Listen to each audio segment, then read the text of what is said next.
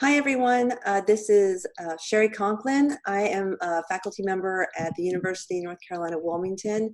And I just want to thank everybody for taking the time and joining us in this project management and the instructional designer. This event sponsored by the Design and Development Division at AECT, the Association for Educational Communications Technology. We're really excited about this. We feel like this is a really big need. We do have the Design Development Division, the joys of working at home.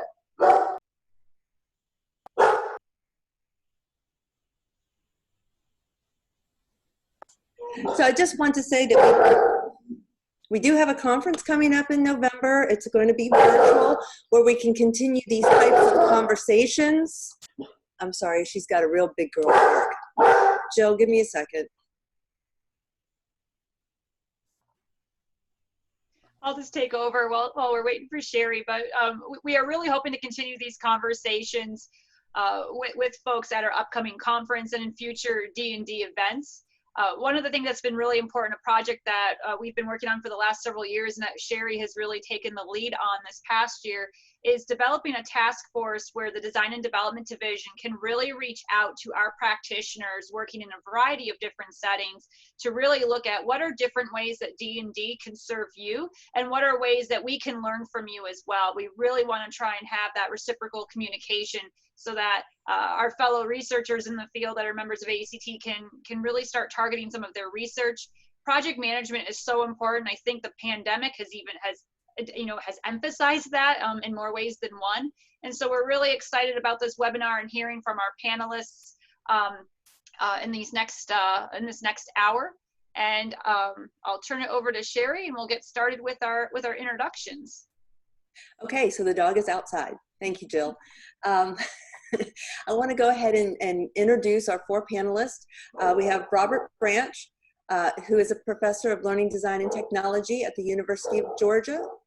Dr. Branch studies and teaches topics about designs of student-centered learning spaces, and his research focuses on diagramming complex conceptual relationships. He is a past president for the Association of Educational Communications and Technology. So welcome, Dr. Branch. We also have Dr. Williams, who is an associate professor in the Learning Design and Technology program at George Mason University. Prior to joining George Mason University, she worked for 11 years in the software development industry, where she facilitated the engineering of new e-learning technology solutions and led multiple large-scale products. She holds the PMP's credentials from the Project Management Institute and has published several articles on the relationship between project management and learning design. Her latest book, The Business Side of Learning Design and Technology, also discusses these shared skill sets of project managers and learning designers. We also have, and I'm probably going to not say your last name right, Lisa Giacumo, who is an assistant professor of organizational performance and workplace learning at Boise State University. Yay, I am an alumni from there. Her research and interests include mentoring systems and organization designed to support global and cross-cultural workplace learning needs, and the use of technology for workplace learning and performance improvement in the preparation of instructional designers. She has worked internationally as an instructional designer, trainer, and manager for businesses, universities, nonprofits, and GNOs. And we have Ms. Ginu Easow, who is a senior instructional designer at Biologics by McKesson. She has earned her master's degree in multiple disciplines, social work, curriculum instruction, and learning design technology. With more than 8 years of instructional design experience in varying contexts such as nonprofit, corporate, and academia, she has led and co-led a variety of instructional design projects across diverse contexts. So welcome everybody, and I would like to go ahead and start with Dr. Branch. Thank you. Greetings to everyone. For those of you whom I know, hello. Those who I don't, I look forward to getting to know you. This is a real privilege. Let me know in the chat if you're having difficulty hearing me or if there's some slippage in the connection, but this is a real privilege. And what I'd like to do is I'd like to take about 5 or 6 minutes and introduce a couple of ideas because I'm looking forward to the conversation, the questions, and the answers at the end. So I'd like to spend my time backing up even from this slide for a moment. And if I may be so bold as to request permission to share a screen, what I'd like to do is to suggest to you a couple of things in just a few minutes. First, if we're talking about the importance of project management for instructional designers, as someone who's taught instructional design and project management, the first thing I would say is you definitely want to align this with the project management PMP credentials and system. But I also think there are some assumptions that we make. And the things that I say, I hope that either in the chat or in the conversation, you will say, yes, that's true, or wait a minute, there's a challenge there to these assumptions. I also want to remind us that we've been talking about this as instructional design and educational technology for quite some time. I think about Gary Gentry and his work, and I'll share that in a second, and that there are a couple of tenets, I believe, to instructional design that, that are essential. And then finally, coming up with a model or paradigm that you see SPICE that I use to teach instructional design. So Jill, Sherry, I don't know if it's possible for you to allow me to share a screen, but I want to add this notion of some assumptions. And in addition to this slide. Give me 1 second, Rob. Yep, I'll try to. Gotcha, it's coming, I see that. In addition to this slide, and I'll get right back to it. Sorry, by the way, Jill and Sherry said, if you have any slides, send them ahead of time. Yeah. I sent one, and of course, in preparing for this session, I definitely now want to share more. But whether we do that or not, here are the assumptions, even if I don't get to it. I just gave you access, so you should be able to. Thank you very much. Here are the assumptions. And this is from a paper that was written a couple of years ago. And intentional learning is complex. If we're thinking about project management, we're thinking about, hey, we're talking about instructional designers. Developing learning spaces requires project management.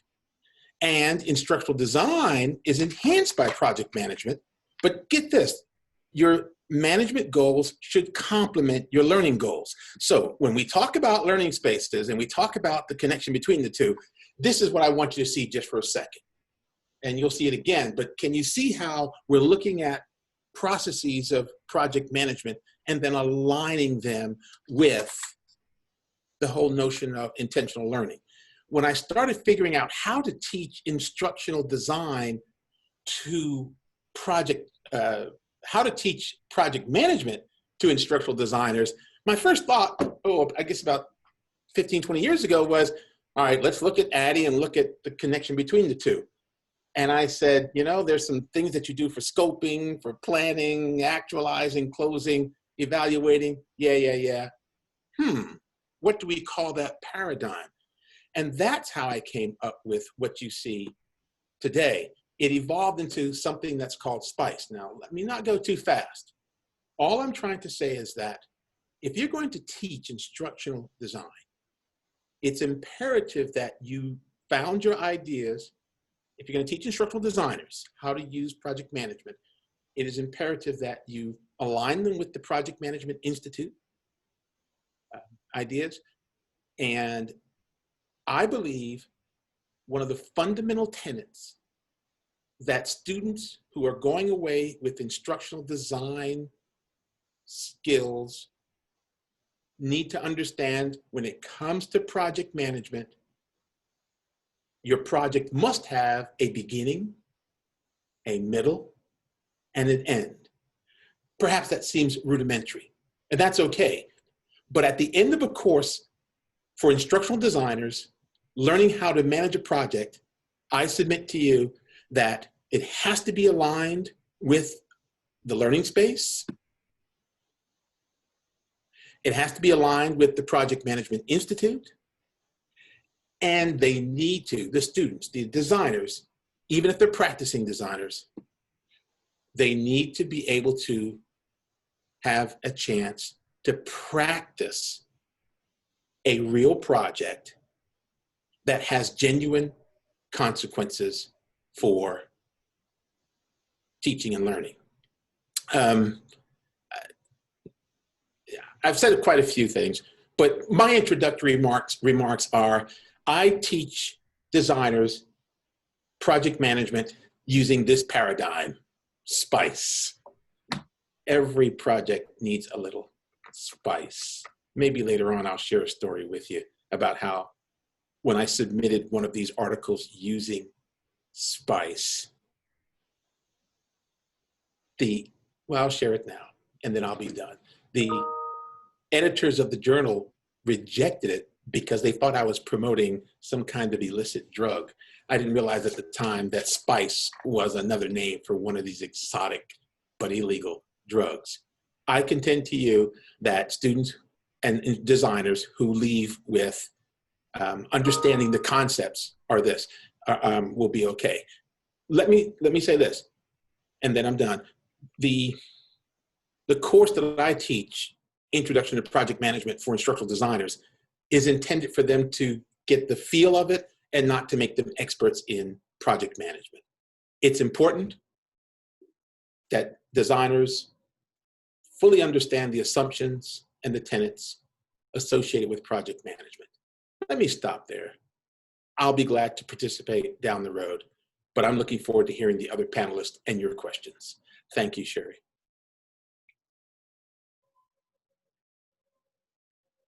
Thank you so much. And you can type in questions at any time and we'll get them to the end. I will be keeping track of all of that. Dr. Williams, we'd like to go ahead and start your presentation. Thank you, Sherry. And I'm not going to do death by PowerPoint today. I'm just going to talk and speak from the position of someone who started out in project management in the corporate sector, then acquired learning and design skills, and then married the two together. I certainly agree with Bob's points about designers having to know project management, that every design project you're engaged in is a true project with a beginning, a middle, and an end. The only differences you'll find are your workplace settings. In educational settings, whether you're doing it in K-12 or in higher ed, you're focused primarily on getting the student learning content mastery. In industry or government, though, you're creating a learning product for either improving on-the-job performance or advancing your career. But in either setting, you've got a timeline that you have to adhere to, you have a budget that you have to adhere to, and most importantly, you have to meet the expectations of your clients, be they internal clients or external clients. So those are key. That's why most of the associations that designers belong to talk about project management. And all you've got to do is visit a job board and you'll see that even for an entry-level position, entry-level being less than 3 years of experience in the field, they're asking you to have some project management skills. So it is absolutely imperative for designers to have those project management skills. Now, what does that mean? Not so much the technical skills of knowing how to calculate schedules and do all of that thing. Project management is really people management. It's about managing the expectations of others and making sure that everybody, not only on your project team, because it is team-based, it's not a Lone Ranger type of thing, that everybody has a common or shared understanding of why you're doing the project. One of the primary reasons for project failure in the software development industry has nothing to do with processes, has nothing to do with the technical aspects of the product. It's about communication failures and no common understanding of why. The same thing applies to design projects for learning. From the very beginning, even before your project is approved, everybody needs to be on the same page as to why you are doing it. What is the benefit? What are you saving yourself? It's not only saving your organization money or finding yourself another way to make money, but learning design projects have the ultimate goal of developing and advancing your talent in your organization, which in turn helps the organization advance and helps your people stay happy. So project management is a really important piece of the learning designer's skills. You cannot thrive in the field of design, whether you're in education or whether you're in industry or government, without the basic project management skills. Like Bob, I would agree that you should align yourself with PMI, not to the depth that I, for example, had to go to become a PMP, because I started from a different area. I didn't start from L&D. I started from software engineering. But the basic outline of the PMI program, or the PMBOK as we call it, the knowledge base, is an excellent way of teaching project management skills. Now, I teach courses on project management. I had to develop them specifically for designers so they wouldn't get pulled down into the weeds the same way people in engineering or construction do. But to understand, again, that not only the processes that you need to use, and you don't have to use the full Monty, because the scope of a learning design project is probably not as large as one in software development or construction or any of those other things. But nevertheless, it requires you to be really focused on your schedule, on your money, and on delivering a quality end product. And the key to that is communication, shared understanding.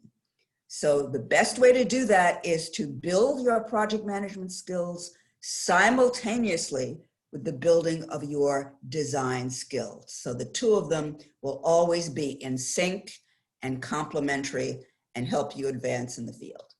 I'll pause now and we can move to the next speaker. Thank you so much. I'd like to go ahead and introduce Lisa.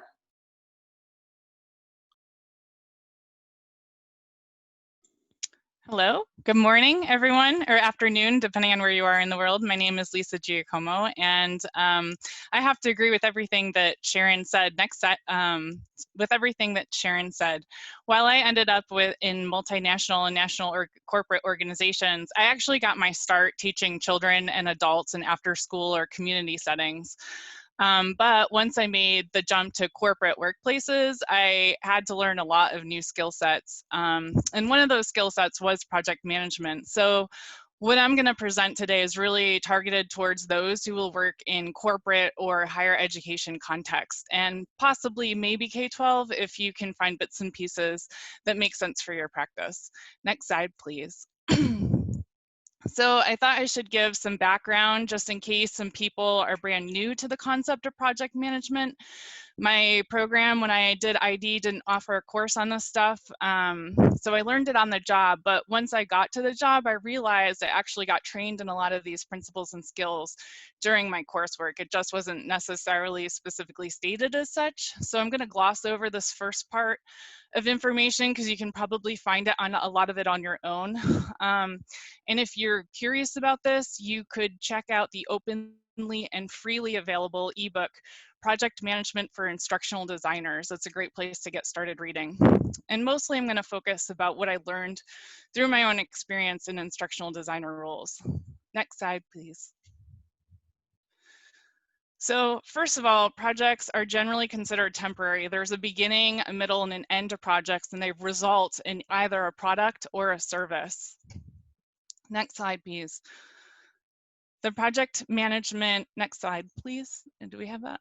Yes, we do. Oh, sorry, back one slide. Project management uses various technologies to create improved efficiencies and effective teams, and project managers do that by creating a team that is pretty goal-focused and dedicated to the success of the project. Project team members don't always report directly to the project manager, and the success of the project might not affect their reputations or careers in the same way that other job responsibilities would. And I found this to be true of my work as an ID, especially when you're talking about working with a SME or an audio technician or a software developer. You know, I had to use a lot of influencing as opposed to any direct authority or direct reports. I just didn't have access to that kind of a organizational structure in my role. Next slide, please. So project managers apply project management tools and techniques to clearly define project goals. They plan to meet those goals. They come up with plans to meet them. They identify milestones and an end date. So success is connected directly to achieving the project goals within a project timeline and budget, as our previous speakers mentioned. So the PM has to create clear goals and expectations amongst everybody on the team to tie success to the success of the organization. So you have to think at a bigger scale than just your project in order to incentivize and motivate the people that are on your team. I wonder, does anyone think that sounds familiar? Right? That's the same thing that we have to do as IDs. So that's why it's important to get a handle on this basic information. Next slide, please. A project manager and their team may or may not be officially part of an organization. They could be external consultants or they could be internal. If they are, the project manager and team are usually direct reports to others in the organization, as I said. So the leaders of this type of a setup must use a lot of interpersonal skills, as our other speakers mentioned, and influencing to get anything done. So technologies like Monday.com or MS Teams or Trello or Smartsheets can help with your organization of your project, but you can make the best use of the technology and still not be able to achieve anything because organizational incentives, resources, and the amount of autonomy needed or human relationships and individuals' motivations will all contribute to the success or failure of a project. So then why is it helpful to learn about this stuff, right? Well, I found that I was often the project manager of projects that I was assigned to as an ID. And if I use the PM lens to communicate to my business partners, they tended to respond with better support for my work and my asks because it's grounded in common business practices, right? And if I wasn't the PM, then there was a PM and it would help to understand how things were going to play out in the project. So on the slide, you'll see some common functions that are required to stand up in a project, but I'm going to skip over that for today and go to the next slide, please. So as others that spoke before me have mentioned, you're basically going to need to develop competencies in 3 main areas. And these are going to include technical expertise, interpersonal skills, and administrative skills. And I'm not really going to read off everything on the slide. So if you want to take a screenshot, now is a good time. And I can make these slides available later. But instead, we're going to go to the next slide. And I just want to show you that the project management phases that people like to talk about are generally more or less what you see on this slide. So there's an initiation phase where there's kickoffs and you have to identify the resources that you need and probably create a high-level plan. You might come up with a vague budget during that phase, but things become clear as you go on to the planning phase. And actually, if you talk to the PMBOK people, they'll tell you that the planning phase actually goes throughout the whole project. But this is where you really start to dig into the parameters. So what is going to be part of the project, what's going to be accomplished by the end of the project, the scope, the schedule, the milestones, dates, cost estimates get a little bit more clear. You decide if you need to procure anything. Sometimes you buy something from a vendor, like an off-the-shelf product. Or sometimes you hire talent or expertise and consultants to come in and do maybe a voiceover or something like that. And you think about risk management. So what could go wrong, how likely it is, and what you might do to reduce that risk. And then there's the execution phase. That's the bulk of the work. So for us, that might be a needs assessment, project activities. It might be design activities, development activities, evaluation activities, things like that. And then there's a brief closeout phase where all the reports are delivered and documents are archived. And if you're lucky, there's an after-action review, like the previous speakers have said. And if you're super lucky, you get to celebrate. So next slide, please. And what I wanted to tell you, why I wanted to tell you this, is because you're already getting trained to do at least 2 of these phases. You're getting trained to do the initiation and the execution phases for sure. And then you may also be getting trained for the planning and the closeout phases. And if you're not, you're probably going to have to do them eventually anyway. So it's good to dig into that and read up a little bit. Am I over my time? How am I doing? You're good. You have about 4 minutes. Awesome. Next slide, please. So here's what I thought was, this was what was unexpected for me. In the next slide, please. I didn't realize necessarily how much work I was going to have to put into making sure that I was clarifying client expectations throughout the whole project from start to finish.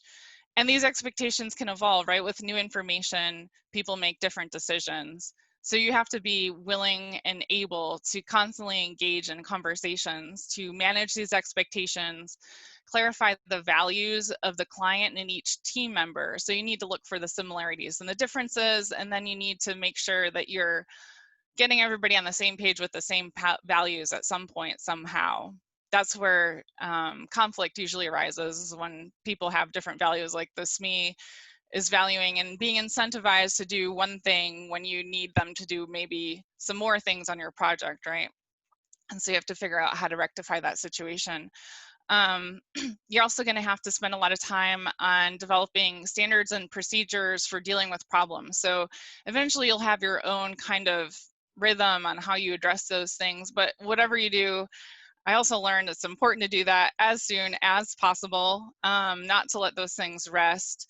And people really appreciate that too, especially your managers higher up in the organization or the people that are watching you work. When they see you ready to grab the bull by the horns and just figure something out with whoever needs to be at the table, they will respect that and value that kind of leadership. You're going to have to constantly revisit past decisions because, as we said before, right, new relevant information constantly becomes available throughout the cycle of a project. And that's where I think a lot of the iteration comes in, right? Somebody asked a little bit earlier about, well, how does this allow for iteration? There's a ton of iteration in project management, and there's a lot of finessing of the schedule and the budget. New things come up that weren't anticipated, and oftentimes you can kind of work those things in by making concessions in other areas or making different paths forward than what you had originally planned. You're going to have to spend a lot of time negotiating and resolving conflicts, but hopefully most of your time is really spent on developing trust with others by continuously clarifying goals for everyone, managing your meetings, and monitoring and reporting progress to everybody. People like to know that what they're doing is making a difference and well received. And you're going to have to be the leader for that strong shared vision. So constantly communicate why we're doing this, what it's going to help the organization achieve, and how important their work is on that team. Next slide, please. And so looking back, my advice, based on my own experience anyways, and so you'll have to take that with my context and a grain of salt. I really think you're going to get the technical ID, change management, evaluation, needs assessment, learning experience, user experience, authoring tool knowledge that you need from your university coursework or webinars or training courses and conferences. You'll need to learn more as you go, but you'll have enough to get you started on the job, either before you graduate or immediately upon graduation. But then from practicums, internships, and even course project work, you will learn to develop some administrative skills too. So you're going to watch how your instructors organize the projects, what they ask you to do, when they ask you to do it, how they ask you to do it, and report out. You're also going to grow these skills when you start to take on small contracts or even full-time employment. You'll watch how the organization typically handles the project, organization of templates, documents, timelines, just general information management, and soon you'll have your own hybridized preferences and approaches for administrative needs and practices. And you may get experience actually developing some of the interpersonal skills, but I think this is where you're going to have to probably focus the most effort. At least I did anyways. especially if you are able to work in virtual teams during your master's program or in training development situations, or complete group projects in your coursework. Those are pretty similar because no one officially reports to you in those group projects or those virtual team projects, but you may have to work with a real client. However, I think you'll probably need to seek out more opportunities in this category out of any of the three categories to develop many different types of relationships with other people to improve your interpersonal skills. And some of these will come from being in graduate school, but most of it will come from talking with mentors, supervisors, coworkers, network with colleagues, and seeking out new communication approaches and tactics. So anytime you run into like a challenge with another person or how to broach a conversation, a difficult conversation, or get something done that's not started or that's stalled out, that is an opportunity to seek out advice, to seek out stories from others who work through similar situations, and try some new language, some new communication approaches, maybe some new management, sales even, or negotiation strategies out. So that's all I have for today. Next slide, please. Thank you. Thank you so much, Lisa. We'd like to go ahead and Ginu.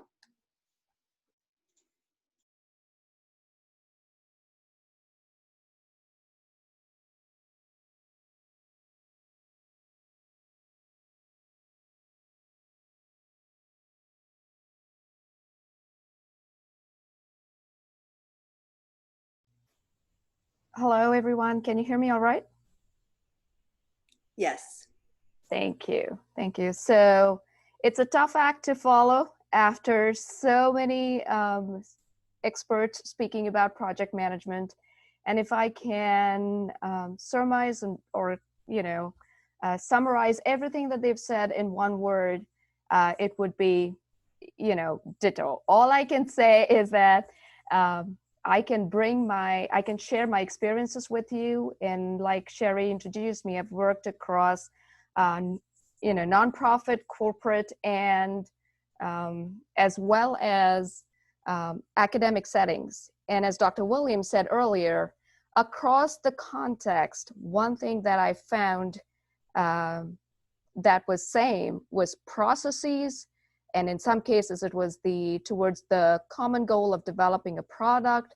But what was unique to each of these contexts was the people, the environment, the nuances. The processes are the same, irrespective of what framework you apply. But it's the stakeholders, their expectations.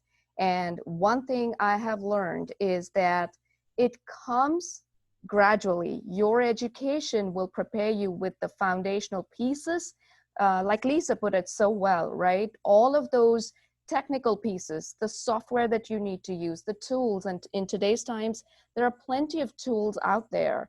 And each context or each environment would use a separate tool.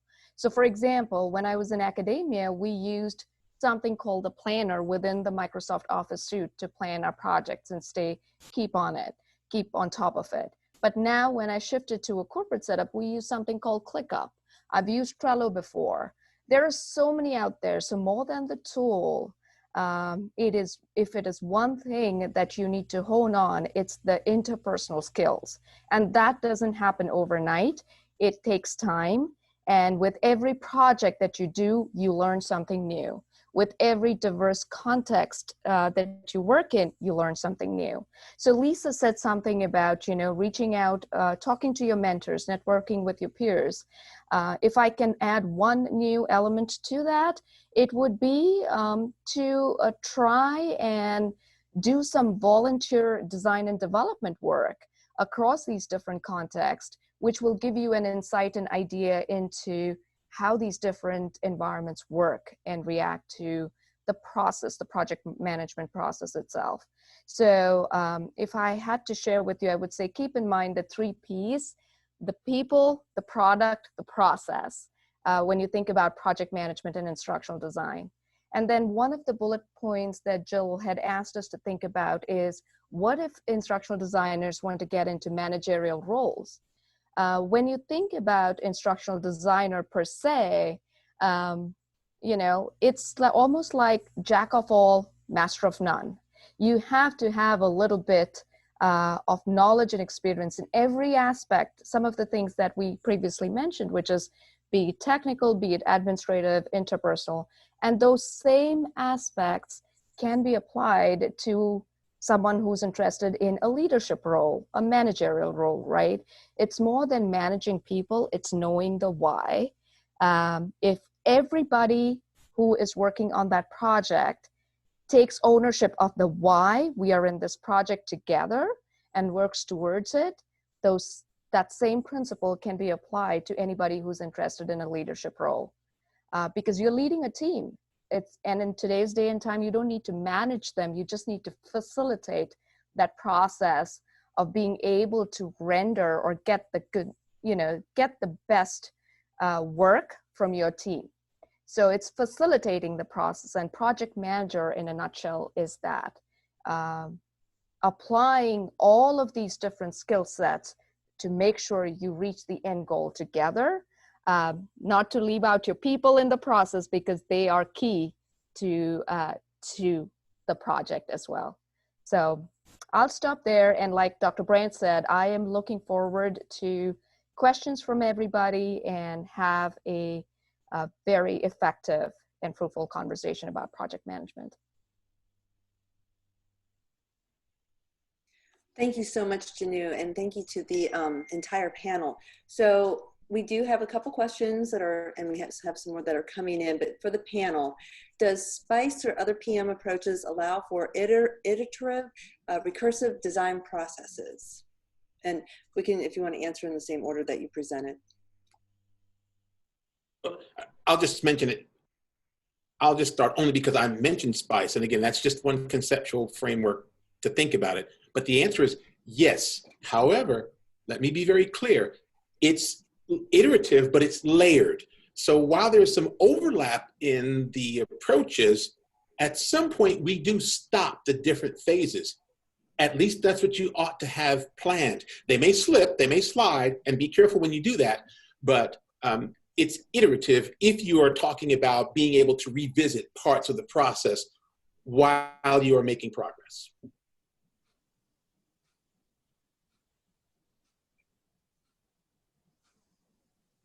Does anybody else want to chime in? Okay, I won't comment on SPICE specifically, but I will talk about being iterative. Both project management processes as well as design processes are iterative. I'm sure everyone's heard of agile design and agile project management, which breaks things up into little segments and lets you take advantage of being iterative. So the old beginning to end and then figure out how it works, that's gone. Even in very large, expensive, multi-year projects, you break them up so that you can visit each part iteratively. So absolutely, both project management and learning design are iterative processes, and the two should be going on simultaneously. Lisa, did you want to chime in?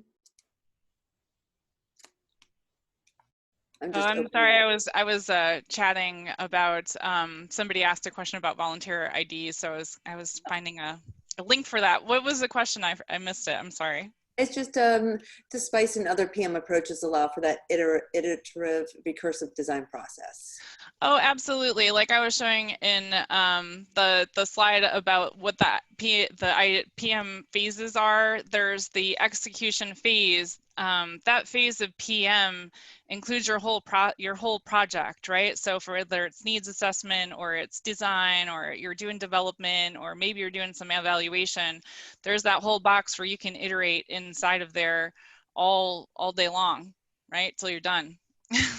And I found when I worked as an ID that you know, we would draft up objectives at the start of a project, but we would revisit them throughout the project. And sometimes we were tweaking them, you know, the day before we sent it back to the client, wordsmithing the last little bit. So I think there's a lot of opportunity for that iterative recursive design approach inside of any any project, and you'll see that in the software industry too, right? They'll come up with this idea that they want all these features, and then they start into the project and they get some features done, and then they realize they don't need the other feature, they need that feature, and they put in a new feature, right? So it's pretty normal to modify your plans as you move through the cycles of a project until the delivery date, in my experience anyways. And I want to add to that because, you know, both what Shahron and Lisa said, yes, revisiting is important. However, please, I would encourage project managers, instructional designers, if you make a change, client says, hey, this is fantastic. In fact, most of the time, changes are requested because your team is doing a fantastic job. Your templates, your models, your ideas, what you've presented are so well, you often hear, this is great. Can we add this? Pause. Philosophical point of view. My answer is always, sure, we can do that. But you know what's coming next? What's coming next has to be, we can make those changes. I'll get back to you with the revisions in the time, the cost, and these expectations for you to approve before we go forward. So yes, it's iterative, but it's iterative with some conditions as you continue to manage the expectations of the stakeholders, especially the client. That's one position. Again, you, the panel, or others may have different positions, but that tends to be successful and helpful. I would No, agree Bob with is Dr. absolutely right on that. A successful project manager, as part of the project from the very beginning, sets up a change management plan. So the process and the criteria for implementing changes is clear. Otherwise, some client's bright idea that he or she thought up at a cocktail party suddenly becomes part of the project, and you don't want that. So figuring out up front, before you put pen to paper, how you're going to manage changes, requested changes, and how to assess whether or not those changes will add value to your end product rather than just glitz and glamour. That's part of being a project manager. Absolutely, I would agree. And in my experience, it's been just that. If I can go ahead and share one of my really difficult projects to give you an idea of how that worked out in terms of change management. It was a seasonal or an annual training that we designed around healthcare insurance. And we had the project plan in place, the stakeholders signed off on it, everything good to go. We designed and developed the instructor-led training, all fantastic. And then we send it for approval to our executive director, and there, as the project sponsor, a barrage of changes is requested, which ends up tweaking the slide deck and increasing it all the way to 256 slides. Now, when you look at it from a content perspective, it's definitely content overload for the end user, right? So we ended up delivering the deck, but what we did was the change management, not in terms of change management, but we collected data in terms of the training. And the data we got, we used that as an evidence to go back and negotiate and have a conversation about how the training can be tweaked when we do the training next time around. And so in a nutshell, documentation, plans, and all of that is absolutely critical in talking to your stakeholders and convincing them when it comes to design and development, be it training or any project for that matter. So just sharing my experience on that aspect. Thank you so much. I'm going to combine a couple questions here. So people are asking how necessary the PMP certification is, particularly for ISDs. And Justin, I believe it was Justin, said, you know, they are looking at the CAPM, the Certified Associate. So how necessary is this for IDs? And then when you are managing a project, and you discover that the benefits don't support the progression of a project. How do you approach this topic with the stakeholders? Sherry, can I go at it first? The reason I said that is, or I asked was, so as a ID, I don't have a PMP certification. How critical is that to project management in the environment you are in? I would say not as much, but if you are willing, having said that, I am enrolled in the CAPM course right now. And the reason I'm enrolled is here. If down the line in the future, I do want to take on a full-fledged project management role and also get into the role of being an external consultant or an external project manager, that becomes extremely crucial. However, if you're a full-time employee, an instructional designer in a certain environment, it may not be as critical unless the environment has a dedicated project management team and you are being hired by that team. I'll pile on to what Ginu said for the first question about, is the PMP necessary? I've been a PMP for 13 years, so I've seen it on all sides. Again, it's dependent on the organization and the industry segment in which you are working. In education, if you're planning to stay in education in K to 16, for example, it's not as critical. However, if you are working for an organization that provides instructional products to others, so for example, in the learning and development divisions of the big companies like Deloitte and Booz Allen, or companies like Management Concepts, they prefer you to have PMPs because you're dealing with big projects. However, they also pay for you to learn how to become a PMP. So that's the benefit there.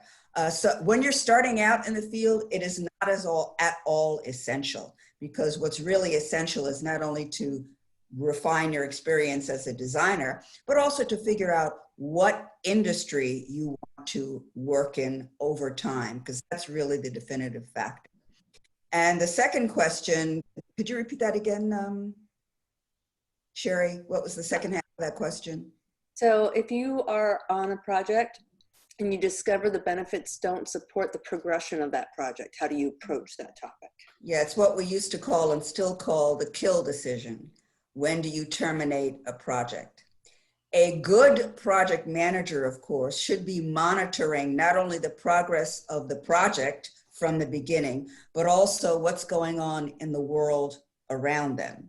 In some industries that are highly regulated, we've got healthcare folks here, that's a regulated industry. Or if you're in the government sector where OPM can suddenly come up with something entirely different, that change alone can kill a project because it was geared to a whole different set of circumstances. So if it's an external factor that tells you the benefits are no longer are good for the organization, it's much easier, although it's never easy, but easier to go back to the sponsors and stakeholders and say, look, the world has changed, we can't do this anymore. It's less easy if it's an internal issue, particularly for functional management, functional departments, not the project team, but areas outside of the project team. That makes it a lot more difficult. And really what talks for you is money, the budget, to see what you've spent, what you're gonna spend, what you think the value of that project is. And you come to your sponsor and the stakeholders and say, look, we're gonna go red. Before we go any deeper, let's halt. That's one of the toughest conversations to have. But yes, the project manager has to be prepared to have that sooner rather than later. Would anybody else like to chime in? Good.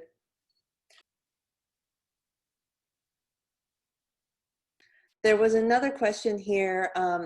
You know, we've been talking about the Project Management Institute, the PMP, the CAMP. it makes this person, and I'm sorry, I don't have the person's name here, to what extent project management and perhaps instructional design is a Western concept? And how do these principles and methods translate to other cultures? Can I start with that? One of the things I have in my book on the chapter on project management has to do with the origins of project management. And the first documented instances we have of project management as we know it today come from ancient Egypt. The first project managers were the ones responsible for getting the pyramids built. We also have documentation about project management processes as we know and use them today from ancient Mesopotamia. So guys, project management is not a Western concept. If anything, it comes from outside of the West and has been adapted to Western thinking and Western ways of doing things. As for design, I'll let Bob or one of the others address that, but no, project management is not a Western concept. And I think colleagues from other continents who are members of PMI or of PRINCE, which is the EU version of it, would disagree that it's a Western concept. Let me very quickly say, absolutely yes. When I teach project management to designers, the very first introduction, Shahron, I actually talk about how it is an Egyptian concept. That's the first thing in my notes. Anybody else want to chime in? I think so AECT is very focused on instructional designers and practitioners, and that is a good organization. I am not a part of ADT, but one of our panel participants said, you know, I would be interested in learning about benefits of joining a professional development organization such as ADT, and I'm going to put AECT there as well. Because both seem to be specific to IDs. And are any of you involved with these types of organizations? Of course, Rob, you were the past president of AECT. And does networking benefit beginners? And if anybody's part of ADT, I think we've got some new people here, so it might help to say, you know, which organizations benefit IDs in what ways. I can take a stab at it. I used to be a member of the Chicagoland chapter for ATD. And then I've also been a member of Quality Matters, which happens to, so I've been members of different professional organizations. And when it comes to project management and instructional design, I would say being part of any of these professional organizations is a great way to network and learn from your peers. What are the industry standards? What are the expectations? And sometimes those ideas and those interactions inform you, and you are able to take it back to your own organizations, irrespective of where you're working, right? And apply it and try something new. So is it beneficial to the growth of your career as an ISD? I would say yes, because it informs you about the latest trends and the latest practices. But along with that, I would also say be aware of the time that it takes on your end to be able to participate in these professional organization related activities, or to be able to contribute to them, because unless you're part of it, unless you participate and contribute to it, you cannot get out of it as much. So you can take out of it or get out of it as much as you put in. And I will leave it at that. Yeah. I would like to just point out that if you're finding this webinar of value, you're already starting to network and become involved, right? Because we represent AECT, and some of us are also members of ATD. I'm a member of the national chapter as well, or the national org, as well as the local chapter here in the Treasure Valley. And absolutely, the reason that my career has taken the path it has is because of my involvement in these different organizations. I was able to build relationships with individuals and ask questions and get guidance, and you just have sounding boards around me and friendly faces that were interested in developing my career as much as I was. Inside an organization, that's not always the case, but when you get together in these professional societies, everybody's there to support each other. That is their goal. That is the mission of the organization. I concur with Lisa's comments about building your network. And my advice would be to get involved, if you can, with more than one organization, because each organization has its own flavor, its own target audience, its own emphasis. And when you're just starting out, you may not know exactly where you want to go and where you want to be. So you need to at least get exposure to as much as possible.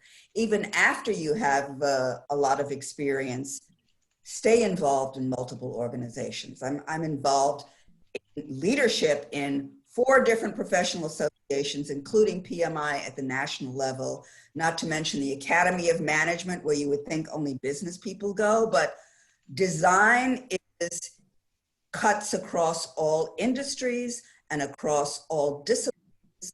You need to have a foot everywhere until you make the decision, yes, I want to do this only, or I want to do that only. So expose yourself to as many as possible.